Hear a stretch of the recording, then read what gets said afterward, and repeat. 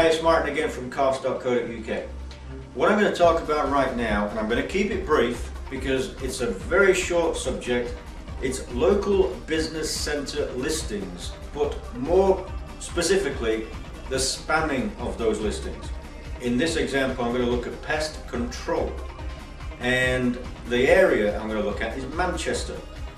I've had a call from somebody who's asking me how they can get their business listed in all of the areas that they actually provide the services for.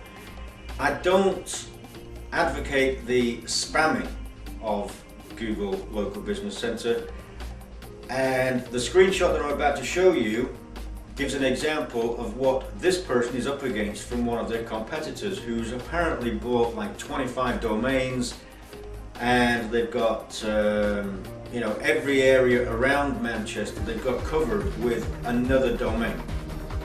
I'm of the opinion that that is a short-lived, short-term method to use. Google are not going to sit back and let people spam the search engines, and they're certainly not going to let people spam their own free service that they've given for everybody to use. So it would be very easy to say, go ahead and do exactly the same thing as your competition. Buy 25 domains, have a listing for every one of those areas, and suffer the consequences. Because in my opinion, and I always stress this is my opinion, through what I've seen happen in the past, when people come along and they take advantage of loopholes, they manipulate things that are available for everybody, and they basically spoil it for everybody. And this is what's happening with Google Local Business Centre listings. Everybody's realizing that they can have a free listing, but they're thinking, hey, if I can have one, why can't I have two? And if I can have two, why can't I have 10 of them? And some people go even further extremes, as this one has done, and think, well, if I can have 10, why can't I have 20 or 25? And that's exactly what they've done.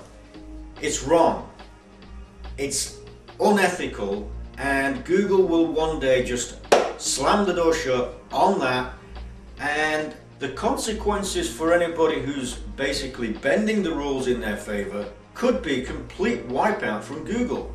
What I would recommend is that you get yourself along to the web address that I've put in the description and report that website owner to Google.